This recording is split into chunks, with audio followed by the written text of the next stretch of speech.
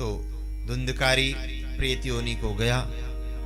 कुछ समय पश्चात गोकर्ण महाराज जी काशी से पढ़ के जब वापस अपने पैतृक गांव में आए तो यहाँ पर देखा पैतृक घर पूरा खंडहर बना पड़ा है। अजीब गरीब आवाज आ रही है, अब शकुन हो रहे हैं, कहीं धुआं उड़ रहा है तो कहीं सांप दिखाई दे रहा है। ये सब पितृदोष का लक्षण है। बड़े व्यथित भय, कहीं अजीब सी डरावनी से आवाज आ रही है, जैसे कोई आवाज दे रहा हो। ऐसा लगा जैसे कोई पीछे खड़ा हो, ऐसे ऐसे कुछ भ्रम की स्थिति बनी रहती थी। गोकर्ण महाराज जी ने कहा, भैया तू कौन है? जो भी आत्मा है मेरे सामने आ। तो धुंधकारी आके बोला,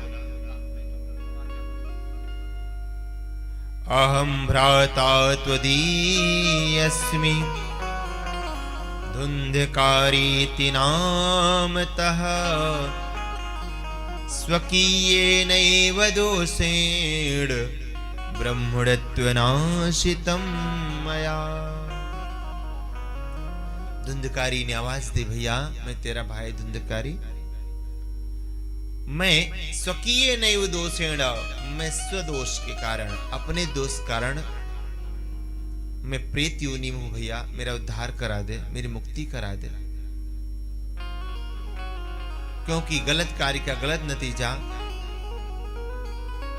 तो गोकर्ण महाराज जी सारी समस्या को समझ गए हैं, गया जी में पिंडदान किया। गया जी का नाम सुना होगा आप लोगों ने। ऐसी मान्यता है कि गया जी में पिंडदान करने से हमारे जो पूर्वज होते हैं उनको मुक्ति मिल जाती है। क्यों? क्योंकि प्यारे कभी आत्मा मरती नहीं, ध्यान दीजिएगा।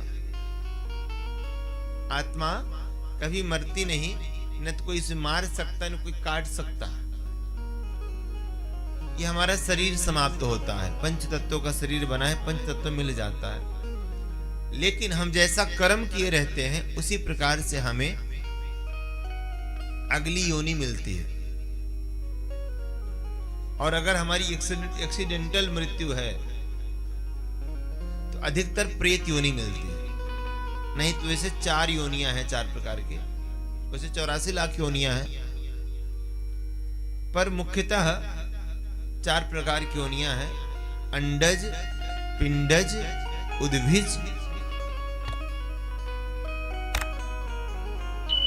और स्वदज। तो हम सब लोग जब मां के गर्भ में आते हैं तो पहले हमारा पिंड बनता है, सिर का निर्माण होता है,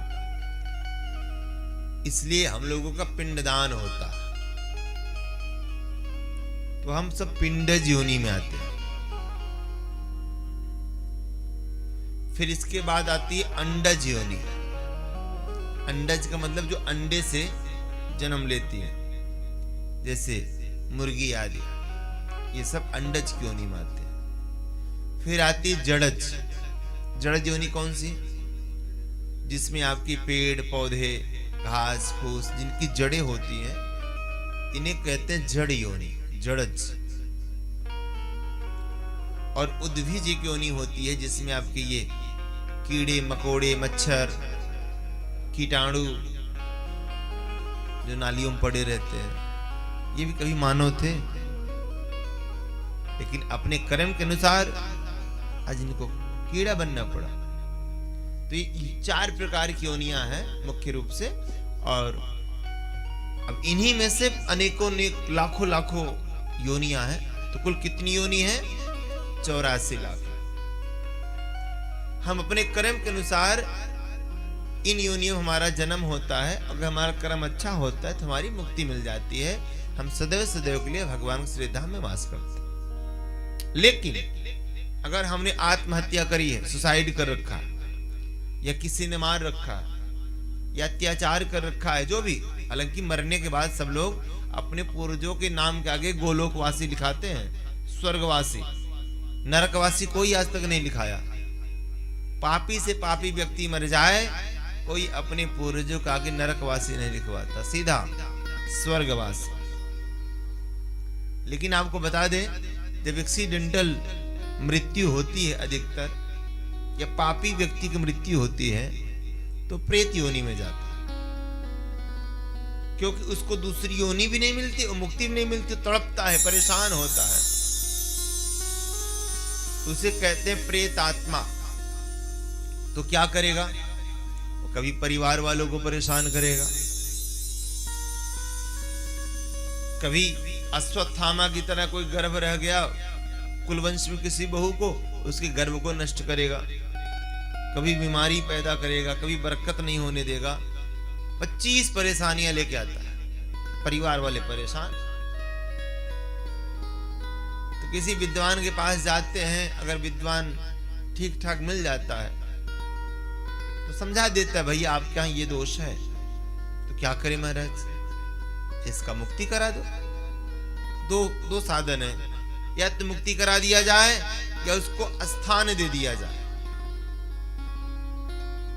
स्थान कैसे? जैसे पितृ देवता बनवा दिए, तो उसमें आत्मा को प्रतिष्ठित कर दिए, और कभी दीपावली पे जा रहे हैं कुछ दे दे रहे हैं, कभी होली पे ले जाके दूध दे दे रहे हैं, कभी चद्दर चढ़ा दे रहे हैं, कभी क्या कर दे रहे हैं, कभी कुछ कभी कुछ। मतलब उसको मुक्ति नहीं मिली है, नया जन्म उसको नहीं मिला है। हाँ, उसको आपने थान दे दिया, थान मीन्स स्थान दे दिया। अब वहां बैठा है, आपको परेशान न करे, इसलिए आप समय पर चकाचक इनको संतुष्ट करते रहते हैं। लेकिन इससे जो श्रेयस्कर होता है कि उनके नाम का पिंडदान करके भागवत कथा का आयोजन करा दिया जाए, तो जो प्रेत आत्मा है उसकी धुंधकारी की तरह मुक्ति हो जाती है, और वो जन्म मरण के बंधन से मुक्त होकर सदैव सदैव के लिए भगवान के धाम में वास करता है। अच्छा आप बताओ, कोई आपका सगा संबंधी जेल में कैद हो, बंद हो, और कभी आप उसको मिठाई ले जाके दे रहे हो, कभी आप उसको फल ले जाके दे रहे हो, कभी कुछ दे रहे हो, ये अच्छा है कि आप उसको जो है पैरवी करके उसको जेल से बाहर ही निकलवा मुक्त करवा दो? अच्छा है। कौन सा अच्छा है? जेल से बाहर निकलवा देना ही अच्छा है। ठीक है। तो महाराज तो गोकर्ण महाराज जी ने सोचा कि इसकी मुक्ति करा दे, तो गया जी आदि पिंडदान किए, लेकिन उसके बाद भी उसकी मुक्ति नहीं हुई। बड़े परेशान हुए, भैया आप क्या करें? तो सूर्य भगवान की आराधना करी, प्यारे अब क्या करें? तो आकाशवाणी भई, बोले इन्हें श्रीमद् भागवत महापुराण कथा सुनाई जाए, इसलिए मुक्ति हो जाएगी। अच्छा, तो आषाढ़ के महीने में बड़े भाव के साथ गोकर्ण महाराज जी नगरवासियों को सूचित करके भागवत कथा का श्री गणेश किए। सब नगरवासी कथा सुनने के लिए आए। धुंधकारी आया तो कहीं बैठने की जगह नहीं थी, तो एक 7 गांठ का बांस था, 7 गांठ का बांस था, और उस बांस में आकर के धुंधकारी विराजमान। कथा प्रारंभ भई। प्रथम दिन की कथा के विश्राम पर बांस का एक गांठ फटी। जब दूसरे दिन कथा का विश्राम हुआ तो बांस की दूसरी गांठ फटी, और ऐसे ऐसे 7 दिन में 7 गांठें बांस की फट गई। और कथा विश्राम की वेला पर भगवान के धाम से 2 विमान लेकर के भगवान के पार्षद प्रकट भय। गोकर्ण महाराज जी ने देखा कि धुंधकारी भी प्रेत योनि से मुक्त हो गया, साक्षात नारायण के जैसा भेष धारण करके प्रकट हो गया। भगवान के पार्षदों ने निवेदन किया कि महाराज जी चलिए भगवान के धाम। गोकर्ण जी ने कहा कि ऐसा कैसे चले? बोले क्यों?